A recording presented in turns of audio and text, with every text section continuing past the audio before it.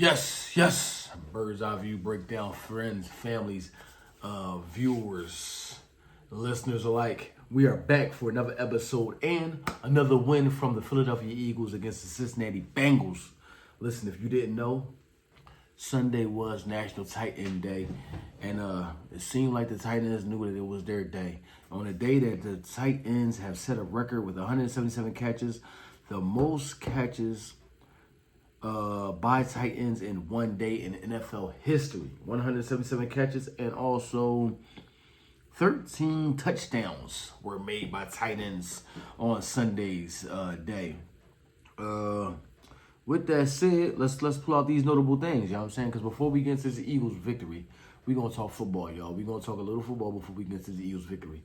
You know what I mean? These are questions for y'all, man. Let me know, what tight end do you think had the best day of the day? We had Kyle Pitts with 4 receptions, 91 yards, and he had 2 touchdowns. You know what I'm saying?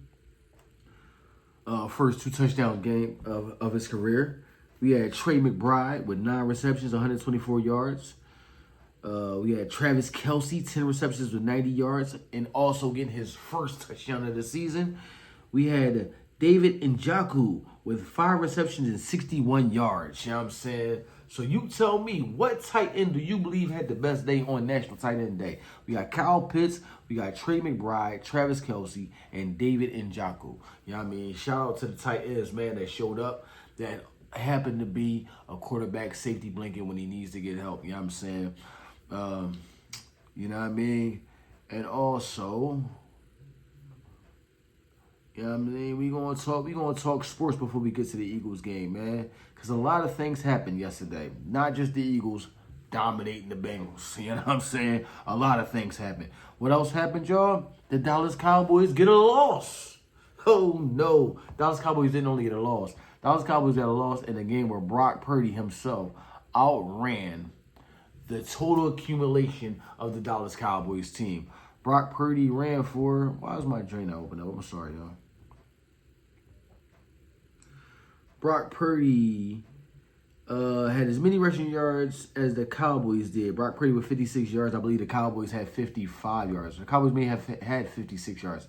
They may have had the same amount. You know what I'm saying? So, in another game, another struggle for the Cowboys, man. Another game where they try to come back at the end and pull it together. Seemed like the loss of Dan Quinn is really affecting this team. And not just the loss of Dan Quinn. The loss of Dan Quinn and the effect of not having a running back. You know what I mean? I know Cook did get called up, but he didn't have a productive game today. Ezekiel Elliott, I believe he did score on the ground, but it wasn't enough for them not to become a one-dimensional team, and they fell lackluster again. And a Dallas Cowboys team that we knew in years past fed off of his defense. Defense got turnovers, gave the offense short field, and that helped the offense, you know what I'm saying, to score and dominate teams. And it just seemed like it's going to be it's going to be a year where they're going to have to struggle. I believe their next opponent, the Cowboys' next opponent is the Atlanta Falcons. Who knows if they can turn things around like that, you know what I'm saying? I believe Dak had another 2 interception day. Turpin may have had a fumble for a loss. It was a rough day, man. You know what I'm saying? On a day where we welcomed Debo back, you know what I'm saying? Debo Samuel's back into the mix, and he showed up at the time that the team needed him because, you know what I mean, they utilized him, and it worked out in their favor. Also, man, since we sticking to the NFC East division, well, not sticking to it, since we haven't been talking about the NFC East division, the Washington Commanders beat the Chicago Bears with a last-second Hail Mary. Now, listen. First and foremost, man, shout out to Jaden Daniels. You know what I mean, on your success up to this point. But I believe you're getting too much praise for this Hail Mary as if this was calculated. You know what I mean? It was a Hail Mary that was thrown. It got tipped into the man that was behind him in the end zone. This wasn't nothing that, you know what I'm saying, anybody could have done this. Anybody could have done this. But you did do it and you got the win. So shout out to you. But up to that point, it did look as though that the Bears was going to beat the Washington Commanders that game. You know what I'm saying? So, I guess the luck of Jaden Daniels, you know what I mean, took advantage of that game. it was a fight. I mean, back and forth. Caleb Williams looked like he's not having the success that some people thought. He came into the league. People were saying that he was going to be the Patrick Mahomes 2.0. Doesn't seem to be that. Listen, young man, you got to understand that this is the pros. What you did in college, outrunning people, going back 20 yards, and you come back, run forward for 30. This is not that. It's defensive tackles that may not run on the same pace as you, but they only a couple seconds slower. You know what I'm saying? So you got to be careful, man. You know what I'm saying? You're taking a lot of hits. Man. So you definitely got to clean it up. You know what I'm saying? Why is my thing not open up? Oh yeah. Since we're gonna talk about next week's game, but we talking about football right now. Christian Kirk, man, out for the season. You know what I mean? Listen, this is a brutal sport. We don't wish to see nobody out. You know what I mean? Early, nobody hurt. But Christian Kirk, you know what I'm saying, the wide receiver of the Jacksonville Jaguars has suffered a broken collarbone and will be out for the season. A tough blow for the Jags, man. They're struggling right now. And had a back and forth battle with the Green Bay Packers. And, you know, in that game came out with a loss. And look like they might get another loss next week. But we'll get to that as we get into this episode, man. Timbers flare on the Seattle Seahawks sideline, man. You know what I mean? The Seahawks teammates fighting each other. You know what I'm saying? If that ain't passion, I don't know what it is, man. You know what I mean? When you want to knock your own brother out, it is what it is, man. But we are getting into the thick of the season, man. November is around the corner. You know what I mean? Next week is November, and this is what it is. Teams are shaping up, and they show you who they are, and they show you what they can do, and they show you what it's going to be moving forward, man. You know what I mean? We did already talk about the Cowboys, but even with that said, man, shout out to CeeDee Lamb. CeeDee Lamb with 2 clutch touchdowns against the 49ers, which wasn't enough to, you know what I mean, grab the win. But, you know what I mean, nonetheless, CeeDee Lamb is having a very great productive year, man. You know what I mean? CeeDee Lamb is having a great productive year, and man, this is why you got to be careful sometimes. You act to the money, you got the money. Now, this is the team that you stuck with. You know, you got to be careful sometimes. Sometimes you might, I guess you could say he did bet on himself because he deserved the money that he got. And got the money, and now this is where it's at, man. Also, in odd NFL news, we have a game where Colts quarterback, you know what I'm saying, Richardson subbed himself out. You know what I'm saying? My man explained why he came out of the game in the third quarter. He said he tired. He ain't going to lie about it, man. He just tired. So, you know what I'm saying? That was a sport where you can say, hey, get me out of here, man. You know what I'm saying? Before I got into our game, I wanted to... All right, here we go. You know what I'm saying? Before I got into our game, because, you know, I wanted to ask y'all these questions. And another question I wanted to ask y'all, what was the biggest upset of Sunday? You know what I'm saying? So Sunday's upsets, we had the Patriots over the Jets. We had the Browns over the Ravens, the Eagles over the Bengals, and the Cardinals over the Dolphins. What was the biggest upset to you? You know what I'm saying? Leave your answer in the comments, man. Hit me up, let me know what was the biggest upset. Even if I didn't say an upset on there, you can make up one and put it on there. You can tell me something that maybe I didn't think was an upset. You know what I'm saying? But nonetheless, moving forward, the Philadelphia Eagles defeat the Cincinnati Bengals, man. You know what I'm saying? In a game where Myles Garrett came to the game dressed as the Terminator, ready to play. We know how he do, swinging helmets and taking names. You know what I'm saying? But I'm saying Myles Garrett as if we played the Browns. I'm sorry. Myles Garrett, I got Myles Garrett in here because I said that, you know what I'm saying, he had the best Halloween outfit to this point. Him coming to the game dressed as the Terminator, you know what I'm saying? Excuse me, forgive me, y'all. But nonetheless, man, let's get into it. We have the Eagles versus the Bengals right here. Pull the stats up, and we're going to go over this thing because this is a game that I actually did watch in depth, man. I'm saying. Let's pull up the stats so we can talk about this thing right here. Where's play-by-play stats?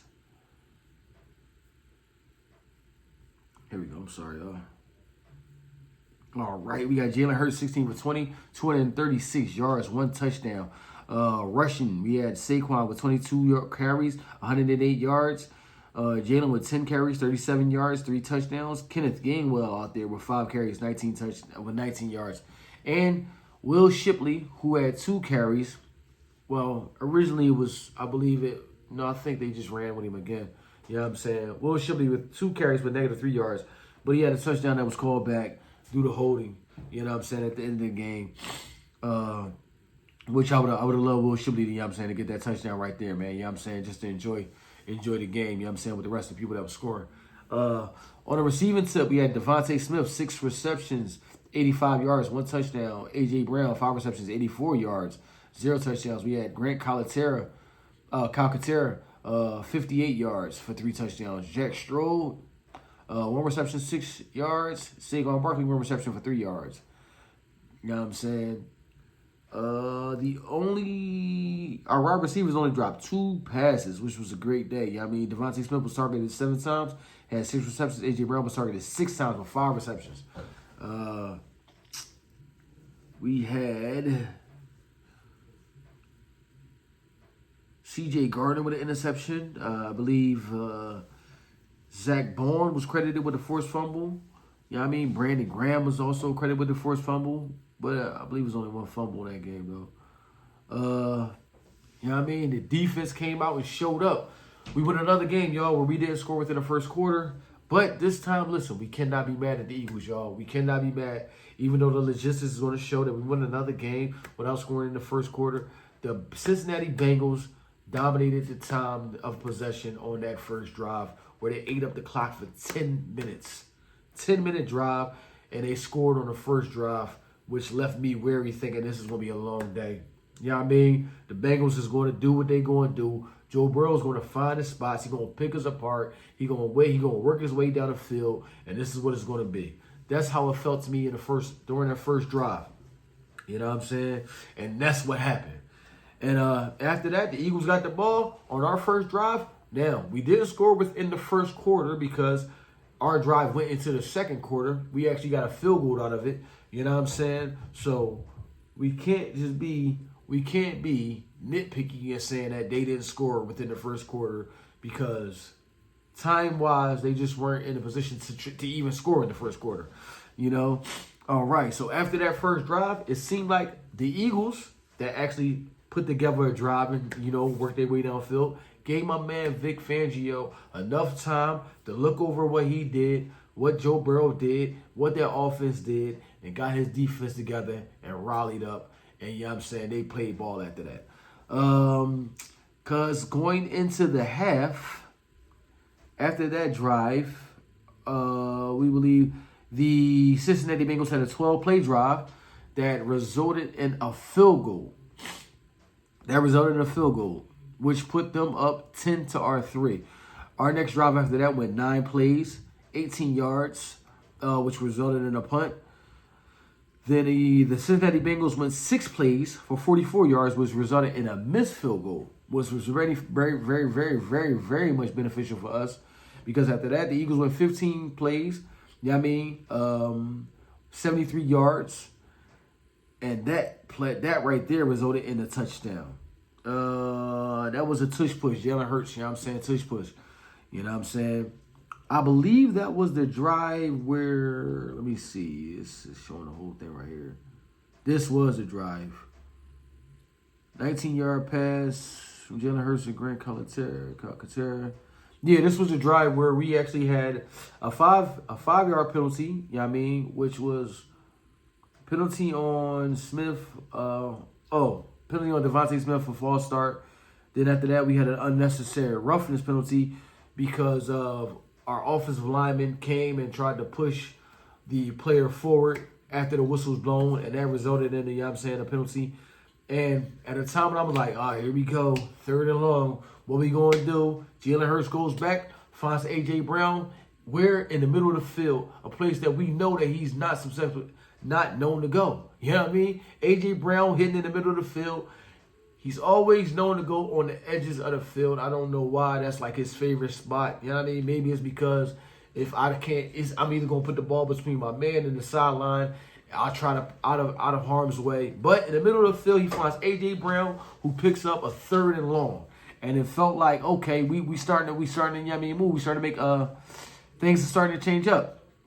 Also in this game, if you know what I mean, because you know I got comments that people say that they replay the game after I make my my joints. I don't know why. I only do this for fun. Don't put me in there like I'm one of those deep sports analysts, man. I watch football for fun. I just watch it. Maybe I watch it a different way than other people watch it. You know what I mean? But I do watch it for fun. Also, if you don't understand, this was one of those games where Jalen Hurts was under center more than we've ever seen him this season alone. You know what I'm saying? I believe that may have helped him and helped Saquon. Because you figure if you getting the ball in a position where Saquon is running up to get the ball, it's better than he can see the lanes as he's coming up to get the ball handed, you know what I mean, putting his gut to see which way he has to go, rather than being in a shotgun set where you're probably set to the side of your quarterback and he give you the ball, and then you have to, once you have the ball, you're figuring out where's the cutback lane and where to go, what's the A gap, what gap am I going to hit, you know what I'm saying? So I believe that moving forward, having Jalen Hurts under center, which is something that seems like it's beneficial for him, you know what I'm saying? Beneficial for the team offensively wise. I hope that's something that we do moving forward because it seemed like it opened up a lot. Like I said before, y'all go back and listen to last week's episode. I did say we can't get so excited because the Bengals defense was not a highly rated defense. They weren't, but they still an NFL team. You know what I'm saying? And we're not going to act like the Bengals didn't need this win just as much as we needed this win. They were a team that was trying to get their footing and trying to find their identity as well in the NFL. And that loss kind of set them back. You know what I'm saying? That loss set them back. So, like I said, that right there, we had that was a tush push run. After that, we ended the half. So the Eagles ended the half. We ended the half because they missed that field goal at 10-10. You know what I'm saying? Which was very helpful to us. We ended the half tied. Coming out of the half, the Eagles get the ball first because, like I said, the Bengals had the ball. They had that 10-minute drive. They ate up the clock. Eagles had the ball 10 plays, 70 yards, 4.4 minutes and 25 seconds. And Jalen Hurts, you know what I'm saying? He ran in for a touchdown. Jalen Hurts runs 70 yards for a touchdown. So 10 plays, 70 yards for a touchdown. After that, the Bengals come back out. You know what I mean? They regrouped, and the Bengals came in for a touchdown. 15 plays, 70 yards, 6 minutes and 19 seconds. You know what I'm saying? Sidney Brown's twin brother ran in for a touchdown. After that play, the Eagles did respond, and what may be this season as well, you know what I mean, of all things, be Jalen Hurts' best pass, a 45-yard pass deep down the middle of the field again, you know what I'm saying? Yes, the middle of the field again to Devontae Smith, who I believe, 2-3 games in, wasn't having the most productive, you know what I mean, 2 or 3 games. So it was good to see him get back into the fold and get back into the mix. With the team that we got, we understand that that's going to happen. This is so many pieces that there's going to be games where Devontae might not get over 50 yards, or Dallas Goedert might only get a couple targets. A.J. Brown might only get 60 some odd yards.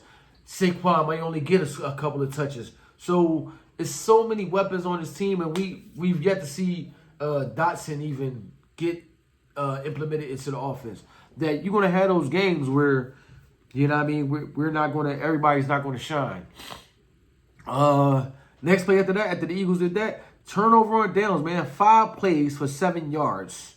You know what I mean? The Eagles defense show up and they hold the Bengals down. Coming out of that, the Eagles come out with 4 plays, 6 yards. Oh, yeah, you know what? Yeah, that was 5 plays, turnover on downs, because I believe that was a drive that they went for it on 4 down. Yes, it was. Josh Burrow pass right short to Jamar Chase for a -2 yards. Tackled by Cooper DeJean. You know what I mean? Shout out to the young fella on diagnosing that play, man. Yo, the young guys came to play. Listen, that drive right there to me was one of the when I went back and watched it, that was a solid drive because The play before that was a stop by Brandon Graham, the oldest player on our team. And then it was the tackle by Cooper DeJean, the youngest player on our team, to just, take him off the field and left us in a position that we didn't even have to do much for a field goal. And the Eagles put up 4 plays for 6 yards, and we was already in field goal range. So we got the field goal. Coming out of that, the defense is still, doing what the defense do. 4 plays, 16 yards, interception. Interception. This was an interception that was by Charlie Gardner. I believe that it was swatted by. I forget the young man's name who swatted it. I believe he came in for Slay, because I believe Slay got injured, and he came in for Slay. Oh, man. Hopefully I'll remember by the time, I close this episode out so I can say who it was. But y'all know who it was, because, we Bird Gang. We family. We know what it is. We bleed green. So, leave it in the comment who it was if I don't mention it by the end of this. But, yeah, that was a heck of a play, man. You know what I'm saying? Swatting the ball to another a teammate and picking up the interception. Coming out of that, the Eagles offense go 13 plays for 85 yards, 7 minutes and 37 seconds for a touchdown. You know what I'm saying? In a drive that just looked like very methodical drive. I mean, it seemed like we were getting back to the Eagles of before, where Devontae Smith slant, he might have got a slant. A.J. Brown comeback route, he might have got that. It just seemed like we were just working our way up the field, and Jalen Hurts was taking the checkdowns. Everything didn't have to be the touchdown. I believe, Kyle Katsura had an 11-yard pass on there. He had 11 yards. We had Saquon Barkley had a 19-yard run right there. Man. 7-yard pass to Devontae right there. He had a 3-yard run by Saquon. A 9-yard pass to Devontae again. It was just one of those drives where it seemed like the Eagles of old that we went when we was on that Super Bowl run, where we just took what we had and we worked our way down the field and then we scored. You know what I mean? The offense beat the defense into a position where once we line up for a tush push, the defense is already, in a position where y'all not even going to be prepared to try to stop us, because we done beat y'all up all the way up the field. So it was a great time. Like I said, coming off of that interception, the Eagles scored a touchdown. The next 2 plays, the Bengals get the kickoff. Then the Bengals line up. Joe Burrow pass short to Gesicki, who's hit by Nakobe Dean, Zach Bowen, and fumbles the ball. You know what I'm saying? On the very first play. The Eagles go 6 plays after that.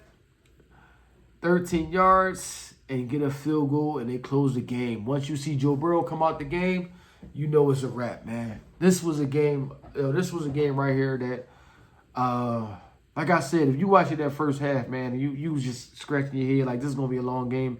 Matter of fact, let me pull up the Bengals. Because the Bengals, Gesicki had a great game. He's put up crazy yards up to that point. Joe Burrow was 26 for 37, 234 yards, 1 touchdown, 1 interception. Chase Brown, Sidney Brown's brother, 12 carries for 32 yards, 1 touchdown. Joe Burrow had 3 carries for 15 yards. Zach Moss had 5 carries for 11 yards. Mike Gesicki had 7 receptions for 73 yards. Jamar Chase, 9 receptions for 54 yards. Jermaine Burton, 1 reception for 41 yards. I'm not going to lie, man. That bulk of that was all first half stuff. It really was, because like I said, after the first half, the Eagles held the Bengals to 7 points. 1 drive where they only scored after that. So this was, I know it kind of broke the streak where it's like, all right, the defense held 2 teams to score, no touchdown. This is Joe Burrow. I don't care what you think about him. You know what I'm saying? If you think that he falling off because of it, this is still Joe Burrow. Joe Burrow's a top 5 quarterback in this league. And like I said, this really wasn't, to me, going to be a test for the offense. For the offense, it was a test for the defense, and the defense showed up. And even with that said, by me saying that this wasn't a test for the offense, seeing how the offense methodically worked, it still made me rest assured that this offense can improve and get better week after week. Week after week, you know what I'm saying? And you can see the wrinkles and the things that they implement, and you can see Jalen getting more comfortable within a Kellen Moore offense. Now, one thing that, you know, as Eagle fans, is known to happen to us with success. Our offense, our coordinators do get poached, and then they become, you know what I mean, head coaches in other places. And I actually asked somebody that question, like, yo, you think if we actually do well, and would Kellen Moore be a head coach somewhere else? And when you think about it, Kellen Moore has had plenty of opportunities to be a head coach at other places. For some odd reason, he has never, you know what I mean, went past like the interviewing process to be a head coach. So maybe he is just one of those guys that wants to be a coordinator. And I said before, like in I believe the first episode, that Vic Fangio is like one of those guys who has had his time in and, you know what I mean, did what he did. I think he's comfortable just being a defensive coordinator. And the defense is so young, I just can't see Vic Fangio saying like, I'm ready to roll out on these guys when they so young and they so moldable that you could just, man, you know what I mean, we got a heck of a crew in front of us. And rumor mill, yeah, I mean, we're gonna pull it out. The rumor mill is out, man, that we may still be in the runnings to try to get Buda Baker, which will be a great acquisition, man, because at this point, not to say that he would be a quarterback to take Slay's spot, but it's always good to have depth, and maybe Cooper DeJean can move to the corner, you know what I'm saying, because it seems as though Slay is missing the step, you know what I mean, what he makes up, what he lacks in athleticism, he does make up for in intelligence. We do give him that credit, you know what I'm saying. Slay is a beloved Eagle, even though, you know what I mean, it feels like we drafted him, even though he did come from Detroit. It just feels like he an Eagle guy, you know what I mean. He came here, he loves us, we love him as well. But you can see where, damn, Slay, you kind of missing the step, you know what I mean. When I saw the rookie out there getting past you, I'm like, man, ooh, Slay missing the step, you know what I mean. And not just that, the fact that when we come out, the setup is Quinyon Mitchell, you lined up with Jamar Chase, and Slay, you lined up with, you know what I mean, Burton. You know what I'm saying? So that's how it was lined up, and you know, it was done like that for a reason. You know what I'm saying? Because we need our top guy with their top guy. Not to say that Slay's still not a top guy, but Slay is a beloved guy in the locker room. You know what I mean? He still has the intelligence to be a captain and a mentor to the guys. I'm pretty sure it's a ton of knowledge that he could teach. You know what I'm saying? Quinyon Mitchell, Ringo, Cooper DeJean. You know what I'm saying? I mean, it's a ton of knowledge that he could teach those guys. So there's always going to be a place for him. But, man, the athleticism of these wide receivers now in the league is almost becoming where do you put him at that I don't want to say hide him, because when you say hide, that almost seems disrespectful, like as if he can't do the job. Because don't get me wrong, there was a play that, I mean, Slay broke up in the end zone, you know what I mean, being a veteran cornerback that he is. Get your hand in there, you know, you fight until the ball is out. But how, in this division with Terry McLaurin, C.D. Lamb, I ain't gonna front, man, Nabby, you know what I'm saying, is actually looking good too. With guys like that, how much of the field can you cover with them, you know what I mean, with Slay? I mean, maybe we don't have to. Maybe the fact that we got Quinyon Mitchell, and he is one of those guys who at least seem like he could stay stride for stride with the, you know what I mean, the top corners. It seemed like maybe that's something that, you know, we could just put Slay on the number 2. And Slay is good enough to cover the number 2s. You know what I mean? It is what it is. Moving forward, our next opponent, man, we are coming back home to the Link.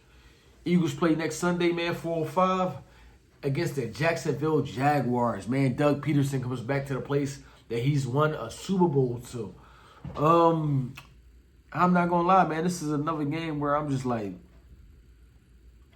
this is a game that we should just come out and dominate. We should come out and dominate, man. You know what I'm saying?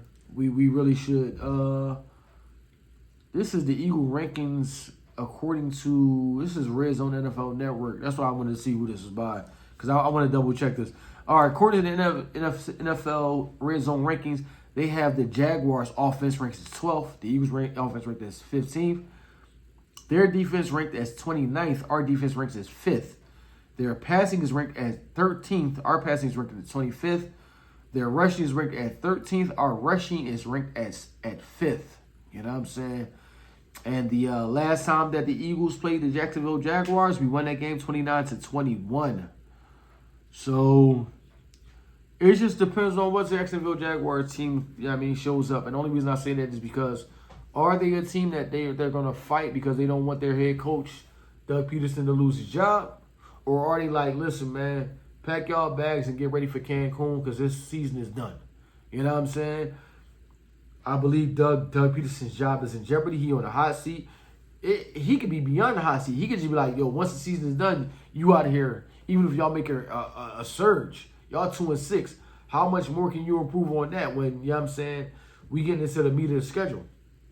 So, like I said, it just depends on what Jaguar team shows up. Is it going to get the team that's we're going to fight because we don't want our head coach to lose his job?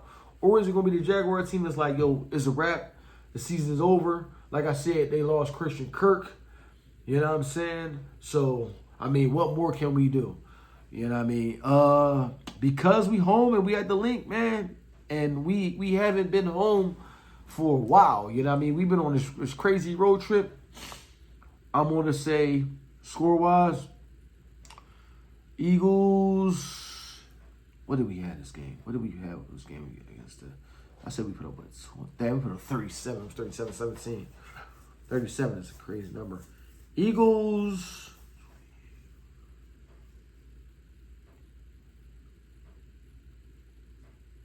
Eagles 28, Jags 10. That's going to be my prediction. Eagles 28, Jags 10. You know what I'm saying? Yeah, I'm a rule like that. Eagles 28, Jags 10. Let's go to the NFC standings, you know what I'm saying, so we can see where everybody's at right now. Within the NFC East, like I said, man, the Washington Commanders with that Hail Mary that helped them out. The Commanders lead the NFC East at 6-2. The Eagles fall behind at 5-2. The Cowboys at 3-4. The Giants at 2-5. The NFC West, the Cardinals are 4-4. The 49ers are 4-4. The Seahawks are 4-4. The Rams are 3-4. You know what I'm saying? So, man, that's a crazy battle that they're going with. Just all four teams in the NFC West. At the NFC North, the Lions at 6-1. The Packers at 6-2. The Vikings at 5-2. The Bears at 4-3.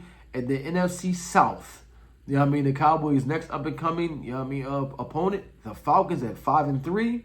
The Buccaneers at 4-4. The Saints at 2-6. And the Panthers at 1-7. You know what I'm saying? Man, Commanders, y'all really holding on, man. I ain't going front. I really thought that, it was going to get to the point where y'all started to slow down, taper off, and the Cowboys and the Eagles would, emerge to be the leaders of the pack. But y'all on a 2-game winning streak, Eagles on a 3-game winning streak. And, man, that's what's up. Shouts out to y'all. Let me see. Let's see right here. Where is it at? Because I put up the ad. All right, man. You know what I'm saying? I put up the advanced passing metrics. You know what I mean? Because, like I said, a lot of people was upset. And a lot of people still are not impressed by the Jalen Hurts game. Because, like I said, it was the Bengals. Their defense is not top-notch. Me, myself, that game impressed me by Jalen. You know what I mean? He on his third game, no turnover. He played under center. You know what I mean? He had poise. He took off when he needed to take off. He took the underneath. He didn't press anything. One bad pass. Luckily, that didn't get intercepted, but this happens. You could watch every quarterback game and see this. Once a game, from a Patrick Mahomes or Aaron Rodgers, Tom Brady, Peyton Manning. The pass where he threw it, I think it was a screen to Kenneth Gainwell, and it was almost intercepted. That was the one bad pass that I saw. That I was like, But lucky enough, it wasn't intercepted. You know what I'm saying? It wasn't intercepted. I'll put up the advanced passing metrics just to see how many times Jalen is blitzed, hurried, and pressured. You know what I'm saying? Just to see where he's at. All right, we have times blitzed. Damn, wow, that's crazy. The number one quarterback that's blitzed the most is Baker Mayfield, and number 2, Geno Smith. Number 3, Aaron Rodgers. Come on, man, leave the old guy alone. Why, y'all? Come on, leave the old guy alone, y'all. Number 4, we got Deshaun Watson. Number 5, Matthew Stafford. Number 6, Lamar Jackson. Number 7, Gardner Minshew. Number 8, Bo Nix. Number 9, Daniel Jones. 10, Jordan Love. And 11, the 11th most blitzed quarterback is Jalen Hurts. You know what I'm saying? We got hurried, the most hurried quarterback. Hurries. Number 1 is C.J. Stroud. Number 2, Sam Darnold. Number 3, Dak Prescott. Number 4, Geno Smith. Number 5, Lamar Jackson. Number 6, Bo Nix. 7, Jordan Love. 8, Baker Mayfield. 9, Jalen Hurts is the most hurried quarterback, but it ain't a crazy number. It's only 18. 18, and we in week 8. That's not a lot. You know what I'm saying? That's not a lot. Yeah. Actually, even when you think about it, Jalen isn't even pressured that much. I guess because of the threat of him being able to run, you know what I'm saying, you really don't want to pressure him that much. Well, he's the top, and within pressures, he falls within the top 10. He's the 10th most pressured, you know what I mean, quarterback.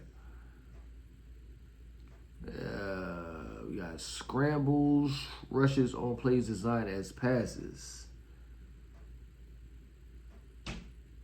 And Jalen falls number 13. Okay. Okay. So, like I said, man, listen. We had a heck of a game. We don't want to look too far into the future. We do got the Jaguars next. And the crazy thing about it is that because we had this road trip, the Eagles only have to, let's put up the Eagles schedule, because I mean, I don't know how beneficial this is. Y'all can take this for what it is. It's not like it's basketball where you play like back-to-back and night in and night out, but there's still maybe something to this. The Eagles only have 2 more remaining games where they have to get on the plane. And I believe that is when we play away at Dallas, because that's a divisional game. We're going to play them twice. We know that. And the other away game that we have to get on a plane, that's what I'm saying, plane, would be the Rams, because we do play the Rams. Where are the Eagles at? Pull this Eagles up. Schedule. Okay.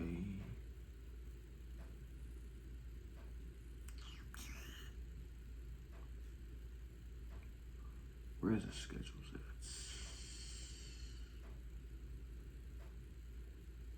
All right, we go full schedule. All right. Yeah, so we got the Jaguars next. After that, that's the game that we travel to the Cowboys. We got to go on a plane for that for sure. We have the Commanders, which is Washington. You know what I mean? But we play them at home. And when we play them, that's a bus ride in Washington. That's not far from Philly. We got the Rams. That's a plane. We got Baltimore. That's a bus ride. We got Carolina at the link. We got Pittsburgh at the link. We got Washington, you know what I mean? I already said that at the link. Dallas at home. We have New York Giants. And that closes the season out, man. So, you know what I mean? I don't know how beneficial that is for football players to know that, you know what I mean, the bulk of our travel is primarily done. We only got to go on the plane 2 more times when we go to Dallas and we go to LA, and we go to the Rams. Other than that, we get to sleep at home. You know what I'm saying? Wake up early, get on this bus, and go where we got to go. And, you know what I mean? I don't know how beneficial that is to know that, but it could be. Like I said, it's not basketball. We playing back-to-backs and you worrying about stuff like that. It still can have something in it, because I ain't going to lie. The first year that when Tom Brady went to the Buccaneers and they played that Super Bowl at home, I don't care. Listen, even though Patrick Mahomes was Patrick Mahomes, I told everybody that I know, you know what I'm saying? I just don't think that Tom Brady going to lose this game. The fact that you get to stay, you know the stadium, you know the field, you know what I mean? You get to sleep in your bed, you know every crack and crevice in the stadium and every place, you know what I mean, will be beneficial to you. And I think that was beneficial to them, that they didn't have to travel nowhere for the Super Bowl. You know what I'm saying? They was in the comfort of their own confines, and they did what they had to do. So hopefully that'll help us improve on what we got to do. You know what I'm saying? Moving forward, the team has been getting better from week to week. We see that over time. And, man, I'm excited. Before we go, because we only going to do this for laughs and giggles, man. You know what I mean? Let's pull up the passing leaders. And why I say we doing this for laughs and giggles, because we know Dak Prescott threw 2 more interceptions yesterday. Oh, yes, 2 more interceptions was thrown by Dak Prescott. Here we go. We got the passing leaders. We have, I don't really care about yards attempts. We got new passing yards. Passing yards, man. Shout out to Geno Smith. Geno Smith leading the pack with 2,197 yards. Baker Mayfield, 2,189 yards. Kirk Cousins, 2,006. We have Brock Purdy, 2,101. Lamar Jackson, 2,099. Joe Burrow, 1,993. C.J. Stroud, 1948. Aaron Rodgers, 1896. Dak Prescott, 1845. And Trevor Lawrence at 1835. And Jalen fell way down the pack. You know what I'm saying? Yeah, 15. But listen, ain't no need to press. Ain't no need to, press the issue. Do what you got to do. Take care of what you got to take care of. We have completion percentages. We got